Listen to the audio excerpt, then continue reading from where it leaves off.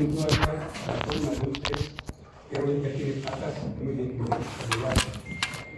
Esto es un caso muy importante de transición entre un organismo marino y un organismo terrestre. En nuestro país tenemos precisamente el ajolote, que es un anfibio. ¿Sí? Por cierto, me dicen que tiene un local muy especial en donde precisamente tiene un lugar en donde hay muchísimos ajolotes, no únicamente los xochimilcos, sino de otras partes del país, que vale la pena verlo porque es un bonito lugar. Entonces se corresponde pues a esta especie endémica de México, principalmente de la parte de Xochimilco. Sí. Estos organismos se desarrollan en ambientes salutres, en los lugares en donde hay muchísima agua, y Xochimilco pues, es uno de esos lugares aquí en México. El primer anfibio entonces es precisamente este animal que acabamos de citar, y están marcados por lo que corresponde, aquí sería la parte de Ictostega, en esas condiciones. Ven ustedes aquí pues entonces que hay toda una serie de organismos que permiten ver esas condiciones de cambio de unos organismos a otros, y que no se nos olvide que esos cambios son originados por los cambios que presenta la Tierra en lo que corresponde a los diferentes ambientes terrestres. ¿De acuerdo? Y es el caso del hombre y es el caso de todos los organismos de la Tierra. ¿Sí? Entonces, esto es muy importante. Mientras la Tierra siga cambiando, los organismos tenemos la obligación, ahora sí, de evolucionar para poder adaptarnos a las nuevas condiciones. Aquí vemos precisamente Ictostega.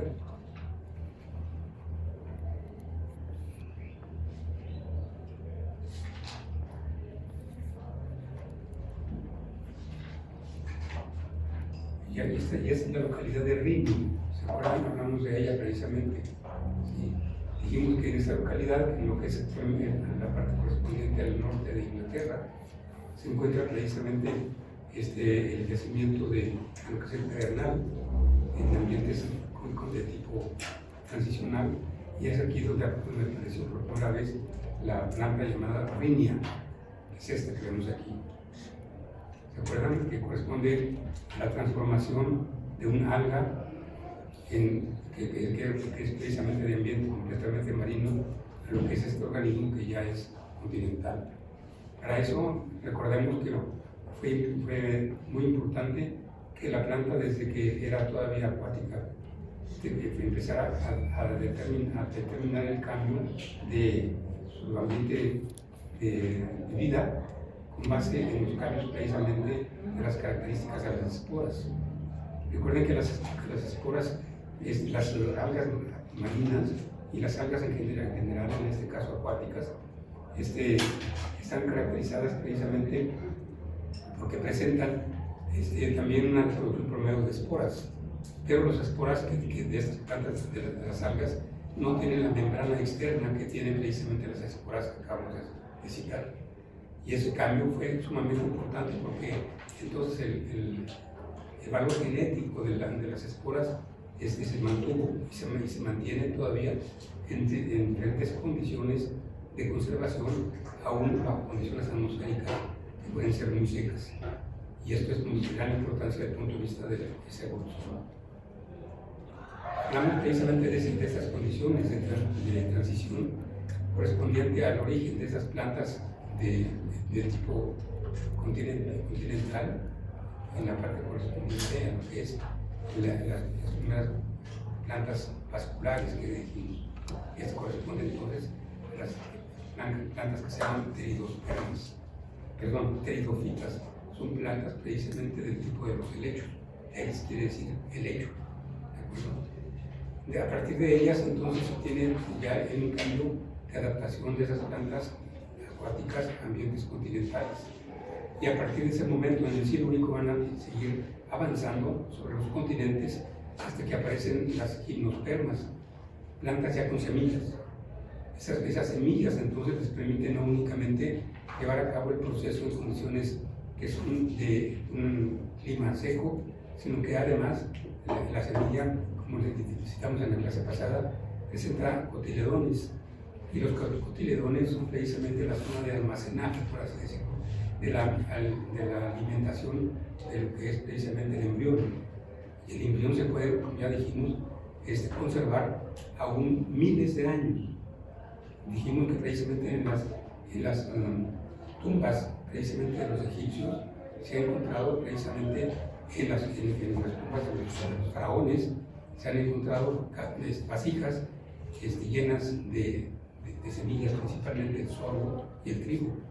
Y ese trigo precisamente se ha puesto a germinar después de haberse encontrado y ha dado origen a la planta. Entonces esto nos muestra que pueden conservarse entonces en condiciones ideales por miles de años. Sucede lo mismo con las semillas de los pastos que se han encontrado en la parte inferior de lo que es el permafrost, es decir, lo que son los suelos congelados durante la segunda glaciación. Una vez que desapareció la glaciación, entonces aparecieron también esos suelos, y en esos suelos se pudieron encontrar las características de esa transición, que eran precisamente las semillas. Y de esta manera pues se sabe que las semillas en condiciones ideales son capaces de mantenerse vivas miles de años, ¿de acuerdo? A partir de estas gimnospermas, ¿sí? ya con semilla, entonces, como los pinos, se fueron avanzando esas plantas a las zonas altas. ¿Por qué? Porque ya no necesitan el agua para poderse reproducir. Y que el agua la obtienen precisamente a través de lo que son los tejidos especiales, en donde se generan los conos, donde se generan las semillas. Y de esta manera entonces se tiene todo un proceso que evita la existencia del agua como tal para poder sobrevivir. Y ya en el Cretácico recuerden que aparecen las primeras angiospermas. Y esas angiospermas son las plantas con flores. Y esas plantas con flores son plantas sumamente importantes desde el punto de vista de su adaptación a todos los ambientes. Se encuentran plantas con flores en Xochimilco, por ejemplo, ¿sí? Esa plantita de unos cuantos milímetros de diámetro que se encuentra flotando precisamente en el agua de Xochimilco. Esa es una angiosperma. ¿Cómo se sabe? Porque tiene flores sumamente pequeñitas, pero lo suficiente como para poder desarrollarse en esos ambientes completamente húmedos. Y también las encontramos esas plantas en los mismos desiertos, en condiciones en donde una gota de agua puede ser suficiente para que puedan llevar a cabo todo el proceso de reproducción, porque tienen condiciones especiales para eso. Entonces se encuentran esas angiospermas en todas partes y han sido capaces de reproducirse en todos los climas, en todas las condiciones, y han sido capaces, por ejemplo, de domesticar al hombre. El hombre entonces ahora ha domesticado el maíz, y ahora ya el hombre ya no puede entonces evitar la utilización de las condiciones que le han fijado las mismas plantas en el desarrollo de las milpas. O el caso más claro es precisamente el de ¿cómo se llama? Esta vaina que crece en Veracruz, que sirve para dar sabor y olor a muchos productos. ¿La qué? La canela. No la canela. Vainilla. ¿La qué? Vainilla. La vainilla, exactamente. La vainilla es precisamente una planta con flores, ¿de acuerdo?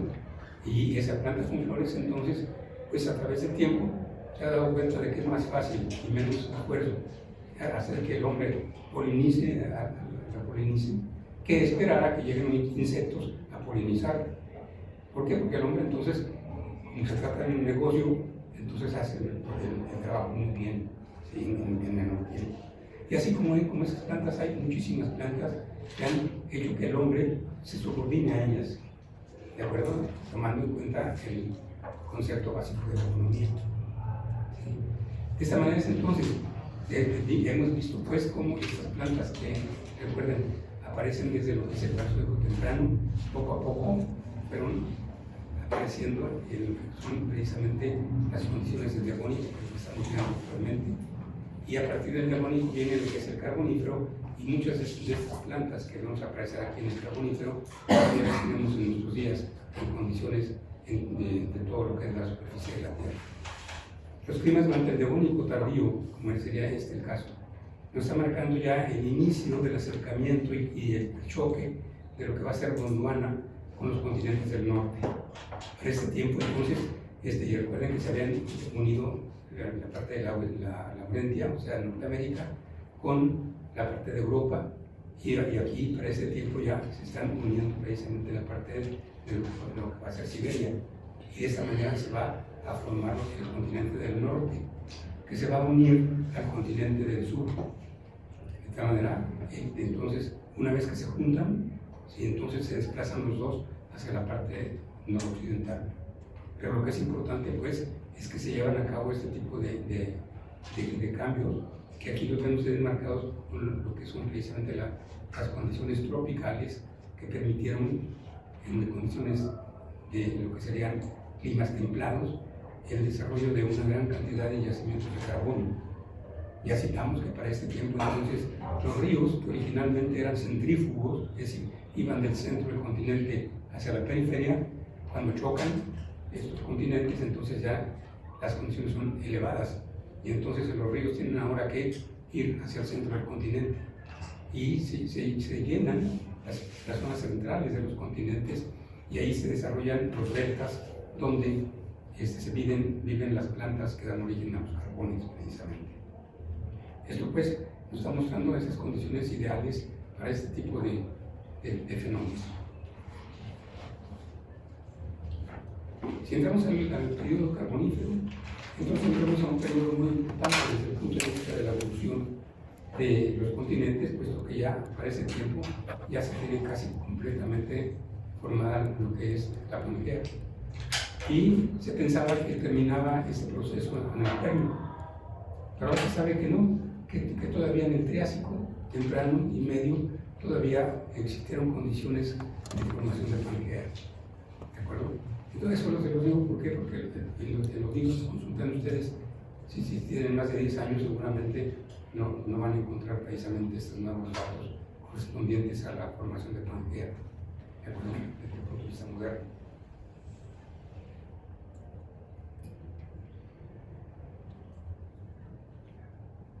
Aquí está precisamente las condiciones tectónicas en lo que sería el Carbonífero temprano, 356 millones de años. Vean ustedes la zona de subducción en esta parte para Norteamérica, es decir, Norteamérica, la parte correspondiente a la parte báltica, y ya dentro de poco, pues en el Pérmico se une también Siberia, y de esa manera se forma toda la parte que va a ser la parte del continente del norte. Y para ese tiempo entonces se va a tener el avance que se había comenzado desde mucho tiempo antes del continente de Gondwana. Vean ustedes que para ese tiempo, en lo que es el Carbonífero temprano, se tiene la presencia de una glaciación en la parte del sur, en lo que es la parte del sur de Gondwana, en esas condiciones, que afectó tanto a América del Sur como a la parte de África del Sur, como a la parte del sur de la Antártida, y también la parte de lo que es el sur de la India.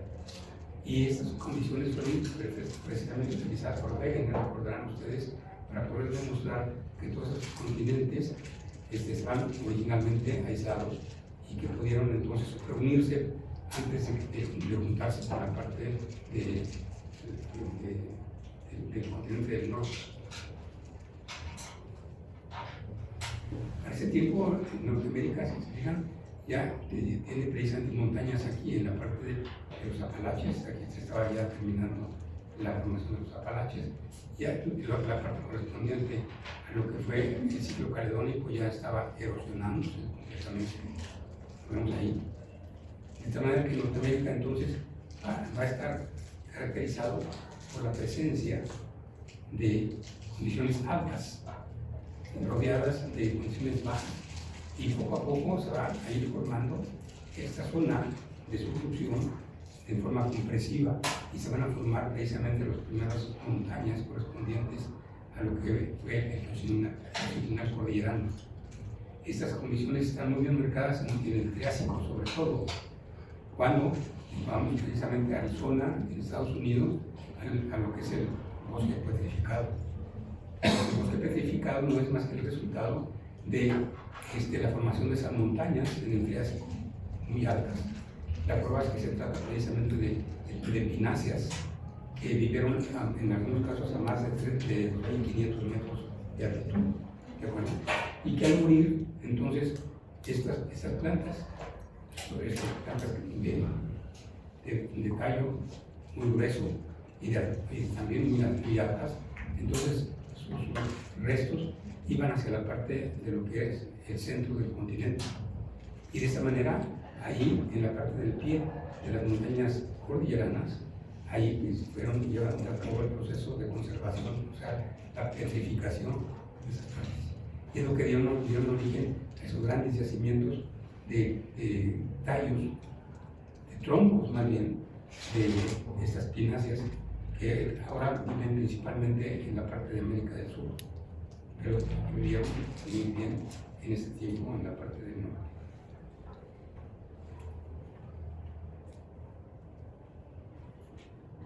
Aquí vemos ahora el Carbonífero tardío, la paleogeografía, hace 306 millones de años, vemos aquí. Ya para ese tiempo estaba casi completamente unido con el continente de Pangea, ¿sí? Aumentaron las condiciones precisamente de tipo gélido en la parte del sur. ¿Por qué? Porque en esa zona, entonces, el mar, Pantalasia, pudo entonces ir únicamente hacia la parte del norte y pasar hacia el otro lado de Pangea, pero no podía pasar en esa zona. Como consecuencia, entonces, en la parte del sur, las condiciones frías dominaron sobre estas condiciones de formación de hielo y aumentó la glaciación. No sino hasta el Pérmico, cuando ya estas condiciones desaparecen. Y como consecuencia, entonces, ya para ese tiempo, la Pangea estaba ya ocupando casi toda la parte frontal que vemos aquí.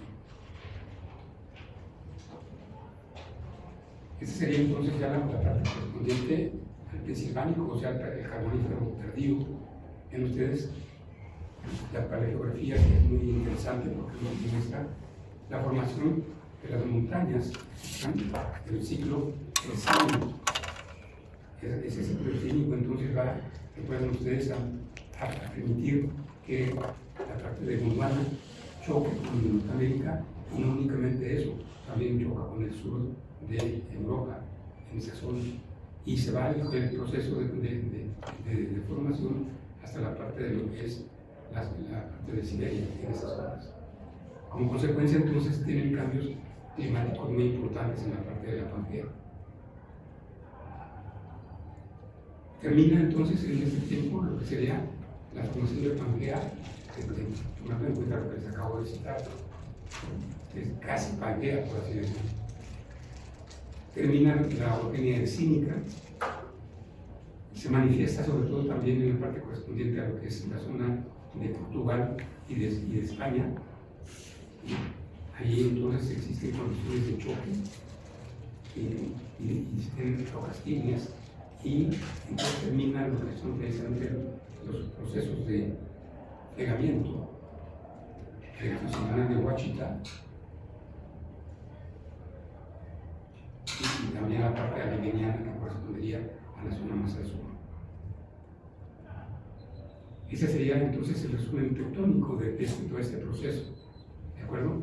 Vemos aquí en el color anaranjado, recuerden, son los procesos de choque de los continentes, ¿de acuerdo? Es decir, hay un choque que va desde lo que es la parte de México en esa zona, aunque bueno, vuelvo a decir que no en todas partes termina esto en la parte del Pérmico, sino que termina en la parte correspondiente, sobre todo a la parte central, porque aquí, por ejemplo, vamos a ver que tenemos todavía en México, en la parte de Chiapas, tenemos batolitos correspondientes precisamente a lo que es la parte del Pérmico y Triásico. Son batolitos permo-triásicos que están indicando condiciones de choque, pero también hay calizas, lo que está indicando que todavía esa zona, que todavía no estaba completamente unida, tenía la entrada del mar. Esto es importante desde ese punto de vista.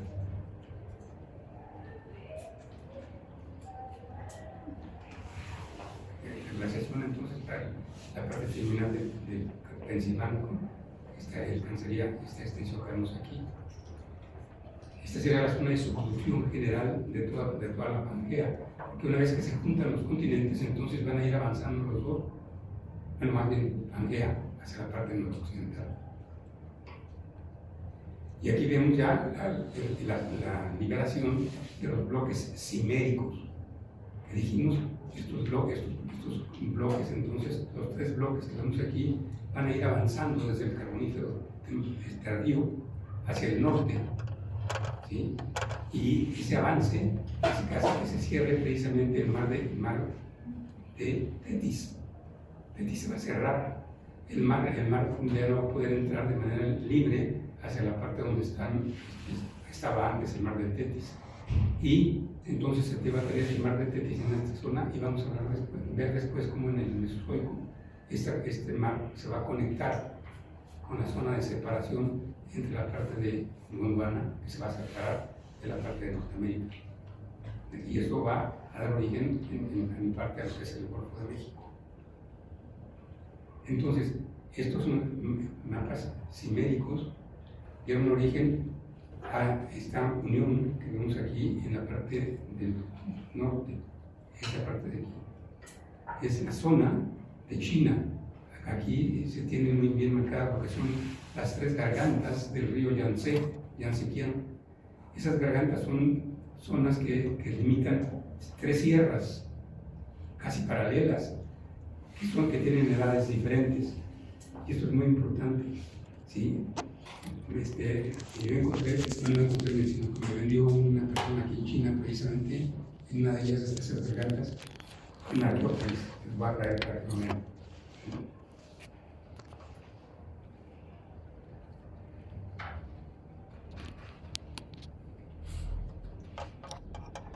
En ese tiempo el Carbonífero, entonces, en los pocos lugares en donde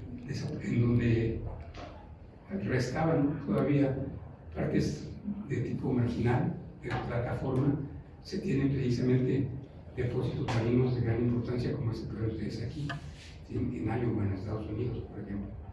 Ven ustedes aquí lo que es precisamente la fosilización diferencial. Aquí ven ustedes crinoides, ¿de acuerdo? Crinoides negros, crinoides blancos, ¿sí? Esto nos está marcando precisamente que estas especies de este género que vemos aquí tenían características independientes desde el punto de vista de la conservación. Por eso es que cuando se han encontrado estos crinoides en conjunto, pues había algunos que son de color blanco y otros que son de color negro. ¿Por qué? Porque tienen sustancias que hacen que la fosilización sea de manera diferente. En cuanto a los amonoideos, entonces estos son de gran importancia porque se tienen ya la extinción casi completa de los goniatítidos, que fueron los primeros nautiloideos enrollados, ¿se recuerdan? Y ven ustedes aquí la sutura simple, ¿de acuerdo? Si vamos a la parte final de lo que es el carbonífero y la parte de lo que es el térmico, vamos a encontrar que la sutura ya va a tener toda una serie de lomos que ven ustedes aquí, que se van a incrementar cada vez más cuando se llega a la parte correspondiente a los hominides. ¿Sí? Aquí ven otros de estos son los goniatítidos. Y vean ustedes que la sutura está marcando claramente esas condiciones que acabo de citar.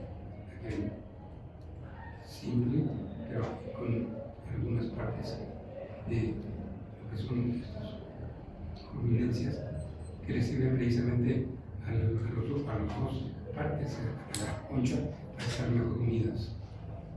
Aquí ven también, esto corresponde a lo que es el Prolecantide, que corresponden entonces también a esas estructuras más amplias.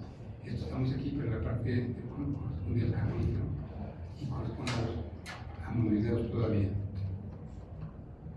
En plantas, recuerden que para este tiempo se están formando montañas casi en todas partes, en las zonas de unión.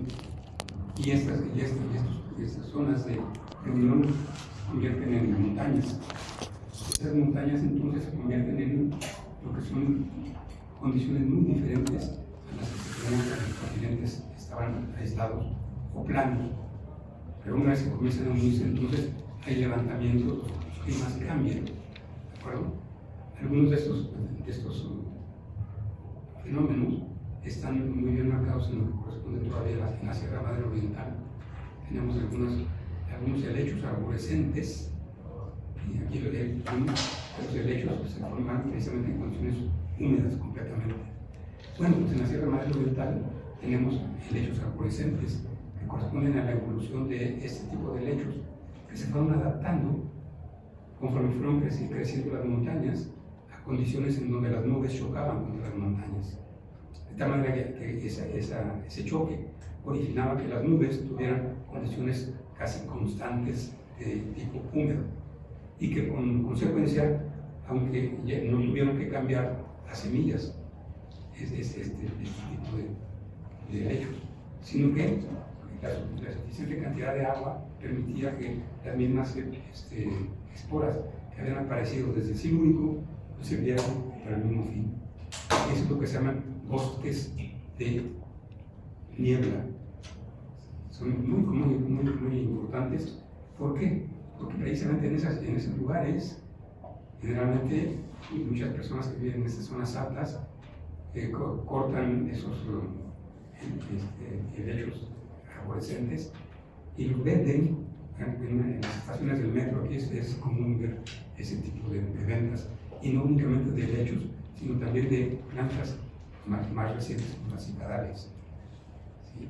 Que les llaman precisamente palmitas, y en realidad no tienen nada que ver con las palmitas, sino que son de este tipo. ¿Sí? Entonces todo esto está muy bien marcado desde el punto de vista del tiempo, pero lo más importante de todo es que ese tiempo está relacionado con fenómenos tectónicos. Y volvemos otra vez a la norma, por así decirlo, que todos los organismos evolucionamos de acuerdo al ambiente que vivimos. Punto. Si cambia el ambiente y no cambiamos, ¿qué pasa? Nos morimos. Sí, reprobamos. Así de fácil. Entonces, eso es sumamente importante.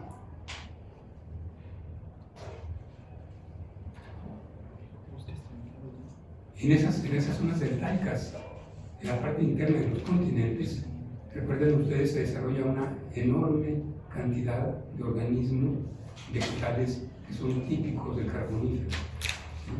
Se desarrolla, por ejemplo, ya no organismos en tipo de hierbas, sino verdaderos árboles, como estos que ven ustedes aquí. Por cierto, aquí ven ustedes estos son los helechos arborescentes, que vemos aquí, estos y estos.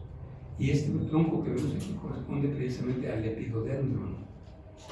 Es un árbol, ¿sí? Se han encontrado precisamente en lo que son las minas de carbón. A mí me tocó verlas precisamente en Francia, estos árboles, ¿sí? Fosilizados y con una conservación ideal, realmente. Muy bonitos animales, muy bonitos organismos de estos tipos. Y se llaman lepidodendron, porque viene de lepis, que quiere decir aguja, lepis, y dendron, que quiere decir precisamente tronco, ¿sí? Es decir, es un tronco cubierto por una serie de hojas en forma de aguja. Lo que vemos aquí son las huellas de la existencia de esas agujas, precisamente.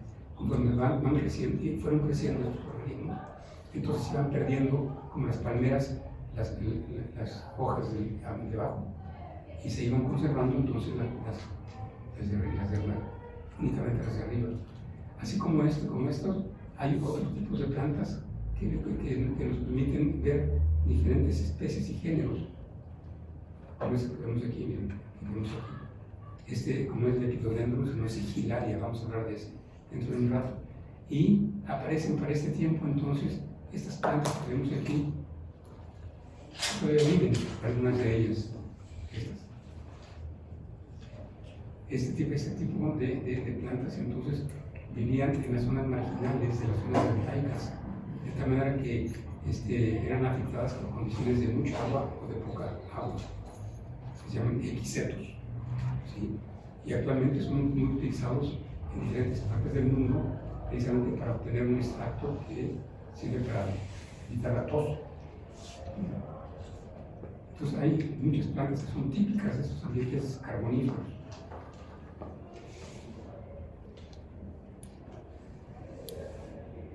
Ese sería uno de esos bosques en las zonas deltaicas. Y aquí vemos precisamente las libélulas más grandes que han existido, de 90 centímetros, en un extremo al ojo de las alas. ¿Sí? Y vimos en la clase pasada que aparecieron también y se desarrollaron los cienpieces. Y además de los cienpieces, ¿qué más vimos? Las cucarachas, por ejemplo. Todos estos insectos se desarrollaron precisamente en los ambientes muy húmedos y con una gran cantidad de alimento, que sería precisamente la descomposición de los árboles que ya crecían en esas zonas pantanosas.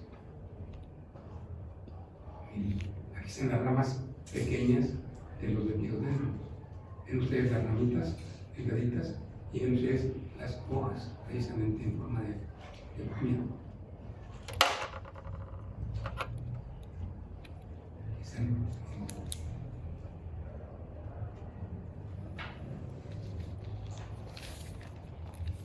Estos son el tipo de los helechos que existieron en el Carbonífero, que vemos aquí. Estos aparecen mucho ya a lo que es precisamente el helecho macho, que generalmente se utiliza en la parte de nuestras casas para las macetas. Vemos aquí, en el caso precisamente del lepidodendron, aquí están las cicatrices de esas hojas en forma precisamente de agujas en la parte externa de los troncos. Las especies del lepidodendron se determinan precisamente por las diferencias en cuanto a la forma y amplitud de lo que son las cicatrices.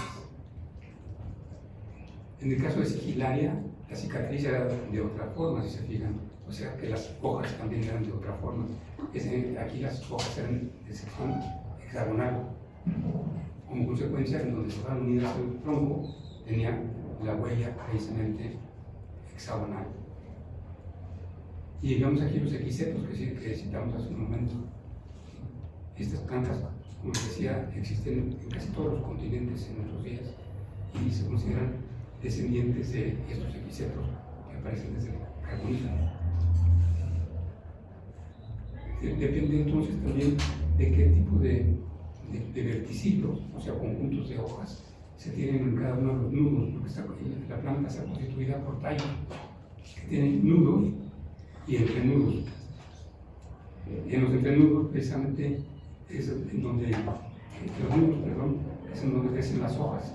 Y dependiendo de la forma de las hojas, se tienen diferentes tipos de plantas. Los nombres de anularia, como este que vemos aquí, nos está indicando que se forma precisamente en forma de un anillo alrededor de la parte del tallo en esa zona.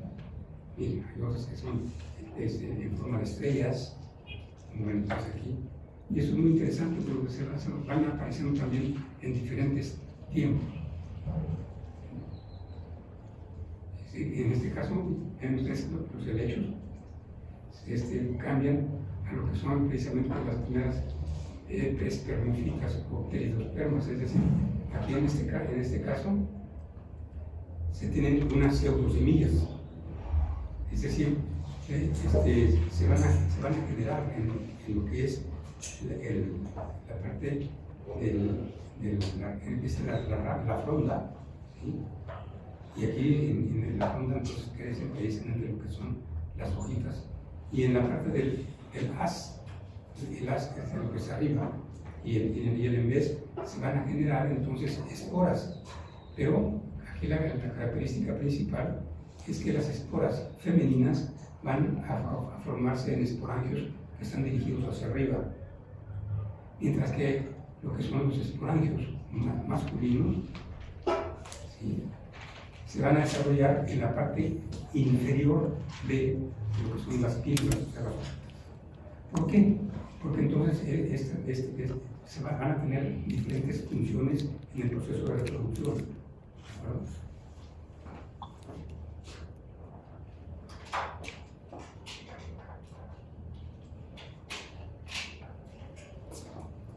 Si ponemos aquí, este sería la parte de arriba, entonces se tendrían aquí los esporangios dirigidos hacia arriba, ¿sí? Pero esos esporangios ya no producían muchas esporas, sino que producían una sola espora, pero muy grande, ¿sí? Que tenía una abertura en la parte superior.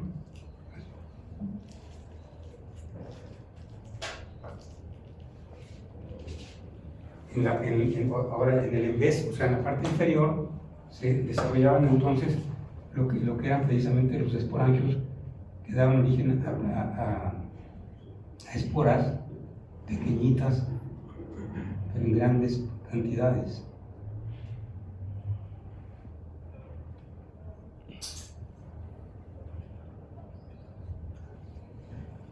¿Cuál era la función de esta? Estas, si recuerdan, estaban arriba, ¿de acuerdo?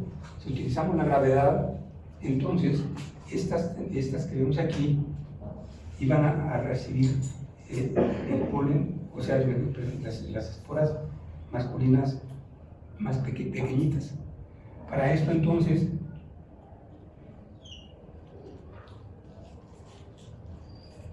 estos esporangios se convertían en un receptáculo que tenía un cuello en la parte superior. Aquí caían entonces estas esporas chiquitas.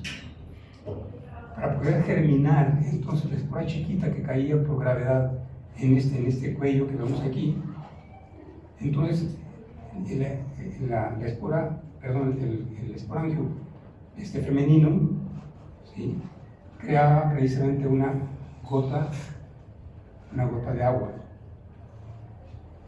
Cuando caía entonces esta parte de la espora masculina aquí, entonces era una zona húmeda. Como consecuencia entonces germinaba con esa agua que vemos aquí. Caía entonces al interior de la espora femenina y aquí se generaba el prótalo y acá el otro prótalo. Como consecuencia entonces esto tendría precisamente la parte masculina y esto sería la parte femenina. Y se llevaba a cabo entonces la reproducción. Y se formaba entonces aquí ya una semilla, pero era una falsa semilla. ¿Por qué? Porque no tenía una vida latente.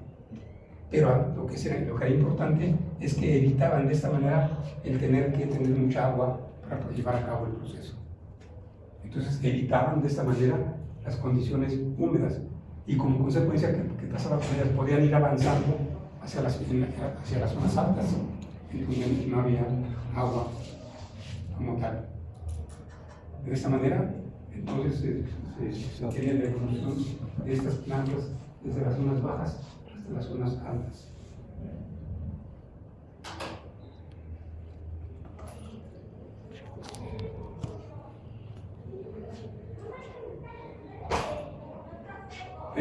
Entonces, en este ambiente, ¿qué es lo que se formaba? Enormes depósitos de materia orgánica. Esto que se trataba de un delta, donde crecían esos enormes bosques que citamos. Al morir esas plantas, entonces, depositaban en el delta toda la materia orgánica que se convierte en carbón. Y eso es lo que explica por qué en las zonas interiores de los continentes del norte, sobre todo, se tienen enormes depósitos de carbón. China, o lo que corresponde a la parte de la India, lo que corresponde a la parte europea o del Norteamérica, corresponde precisamente a los ambientes del talco, en zonas eminentemente del centro de los continentes. ¿Sí? Aquí vemos entonces los alacranes ahora, derivados de la evolución de qué organismo. ¿Cómo? No. Acuérdense, es idéntico a esto que vemos aquí. Euteridio, precisamente. ¿Sí? Están también los empieces que ya vimos anteriormente, las libélulas, todos estos organismos, que se desarrollan en este ambiente muy prolífero de las zonas deltaicas sobre los continentes. Así aparece el primer reptil, precisamente. El primer reptil corresponde precisamente a esta. ¿Se acuerdan de la parte de Rini? Pues Rini se encuentra precisamente aquí en la parte norte de lo que es Inglaterra, en esa zona. Pues ahí a unos cuantos kilómetros se encontró precisamente el reptil más antiguo que se tiene, que corresponde precisamente a este que vemos aquí, precisamente. Esto es muy importante, ¿sí? Es el producto de la evolución de las condiciones de transición a condiciones ya completamente continentales. ¿Sí? Aquí está un reptil de agua dulce del tipo Mesosaurus, que fue utilizado, recuerden ustedes, por Wegener, precisamente para determinar que estos organismos no podían nadar miles de kilómetros que existen actualmente entre los continentes del sur.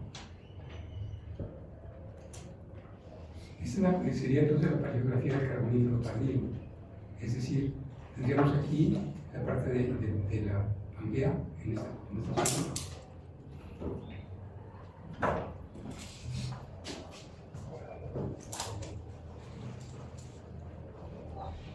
Y aquí vemos entonces los tres continentes siméricos que fueron avanzando hacia el norte.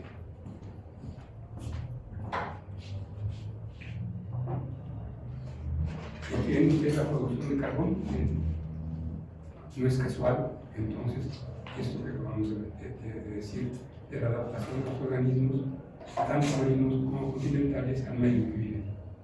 Cuando cambian las condiciones, entonces es necesario cambiar. Bueno, ¿sí?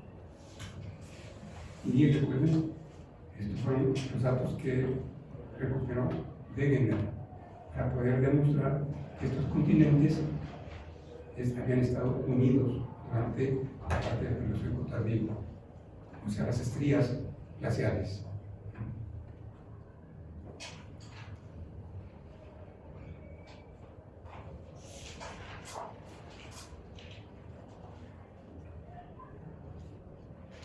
Bien.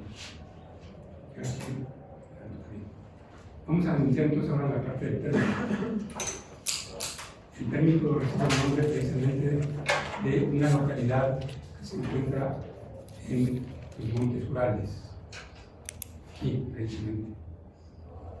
Son los Montes Urales, que fueron formados cuando chocaron la parte de Siberia con la parte europea, en esa parte.